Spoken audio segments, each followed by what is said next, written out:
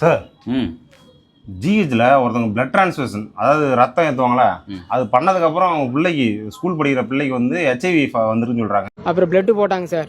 அதுக்கப்புறம் 2 மாதத்தில் பாப்பாவுக்கு காதுக்கு பெரிய பெரிய கட்டியாக வந்துச்சுங்க சார். கட்டி இருக்கிற காரணம் என்னன்னு தெரியல. அப்புறம் டெஸ்ட் எடுத்தாங்க சார். டெஸ்ட் எடுக்கும்போது பார்த்தா ஹெச்ஐவி இருந்தது பாப்பாவுக்கு. எனக்கு என்ன டவுட்னா, எங்கள் டாக்டரும் வந்து இந்த மாதிரி பிளட் டிரான்ஸ்ஃபியூஸ் பண்ணுறதுக்கு மேக்ஸிமம் அலோவ் பண்ணவே மாட்டாங்க. மேக்ஸிமம் டேப்லெட் இன்ஜெக்ஷன் மூலமாக இன்க்ரீஸ் பண்ண சொல்லுவாங்க. இதை பற்றி நீங்கள் என்ன நினைக்கிறீங்க?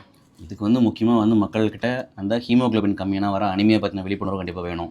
உணவு பழக்க முறையில் இரும்பு சத்துக்கள் அதிகமாக இருக்க ஃபுட்டை இப்போ இருந்தே எடுக்க ஆரம்பிங்க, யாராக இருந்தாலும் சரி. ஸோ டைமுக்கு சாப்பிட்றது மூலமாக இதை வந்து தாராளமாக நம்ம கண்ட்ரோல் கொண்டு வந்துடலாம். உங்களுக்கு ரத்தம் நல்லாவே கம்மி ஆகாது அப்படின்ற மாதிரியான ஒரு ஹெல்த்தி கண்டிஷனில் நீங்கள் இருந்தீங்கன்னா உங்களுக்கு எதுக்கு பிளட் டிரான்ஸ்ஃபியூஷன்?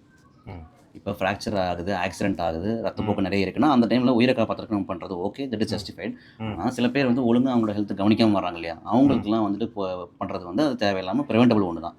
ஸோ இது இன்னொரு முக்கியமான விஷயம். எல்லாம் சர்ஜரி பண்ண போகிறதுக்கு முன்னாடி நான் ஆர்த்தோ சைட்லேருந்து சொல்கிறேன். நம்ம 3 விஷயங்கள் பார்ப்போம். ஒன்று வந்து ஹெச்ஐவி டெஸ்ட் பார்ப்போம், இன்னொன்று ஹெச்பிஎஸ்ஏஜி அந்த காமாலை கிருமியோட டெஸ்ட் பார்ப்போம், இன்னொரு காமாலை கிருமி ஹெச்சிவி. இந்த 3மே பார்ப்போம். ஏன்னா இது 3மே வந்து பிளட் மூலமாக பரவும்.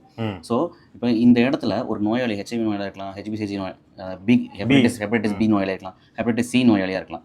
இவங்க கிட்ட இருந்து அவங்களுக்கு ட்ரீட்மெண்ட் பண்ணும்போது ப்ரிகாஷன் ப்ராப்பராக இல்லை ப்ரிகாஷன் இருந்தாலும் ஆக்சிடென்ட்லாம் அவங்க கிட்ட இருந்து நம்மக்கிட்ட எக்ஸ்போஷர் ஆகுதுன்னா அதுக்கு போஸ்ட் எக்ஸ்போசர் ப்ரொஃபைல் ஆக்சிடென்ட் சொல்லி ஒரு குரூப் ஆஃப் மெடிசன்ஸ் நாங்கள் சாப்பிட்ற மாதிரி இருக்கும். ஸோ நிறைய நேரங்களில் சில பேர் டிஸ்க்ளோஸ் பண்ண மாட்டாங்க. அடிபட்டு வருவாங்க, அவங்களுக்கு தெரிஞ்சிருக்கும் முன்கூட்டே ஏஆர்டி மருந்துகள் சாப்பிட்ருப்பாங்க, இல்லை இதுக்கான ட்ரீட்மெண்ட் ஆல்ரெடி எடுத்திருப்பாங்க. பட் அந்த இடத்துல ஒரு எம்பிபிஎஸ் முடிச்சு டாக்டர் ஒருத்தர் சூச்சர் போடுறாருன்னு வச்சுப்போமே, அவங்களுக்கு டிஸ்க்ளோஸ் பண்ணுறது கிடையாது நிறைய பேர். அந்த விஷயத்தை யாரும் பண்ணாதீங்க. ஏன்னா இது மூலமாக அந்த நோய் அவங்களுக்கு பரவறதுக்கான வாய்ப்புகள், உங்களுக்கு உதவி பண்ண போக அவங்க அந்த விஷயத்தை வாங்குறதுனால அவங்க வாழ்நாள் குறையுது. ஸோ இப்போ நாங்கள் என்ன பண்ணோம்னா, இந்த மாதிரி பேசிக்காக சர்ஜரி பண்ண முடியும்னு கிடையாது. We do surgeries for them with precaution. தேவையான முன்னெச்சரிக்கை நடவடிக்கைகள் ஃபுல்லாக அந்த கிட் இருக்குது. அதுக்கு கோவிட் டைமில் போட்டிருந்த கிட் மாதிரியே கிட்டு போட்டுட்டு எந்த இடத்துலையுமே அந்த பிளட் நம்ம மேலே படாமல் அந்த ப்ரிக் எதுவும் ஆகாத மாதிரி ரொம்ப கேர்ஃபுல்லாக. ஏன்னா ஒரு சர்ஜரியை ஒரே ஒரு சர்ஜன் பண்ண முடியாது. It has to have a team.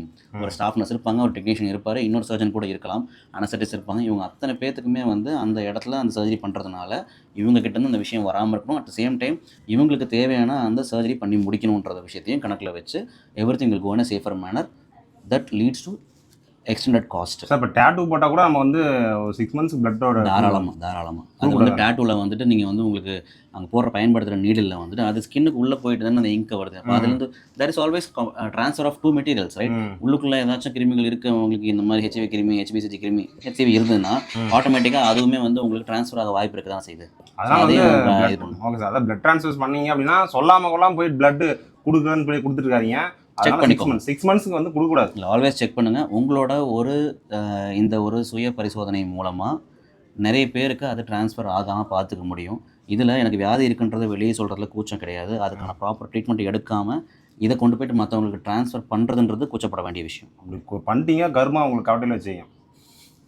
Okay sir, bye.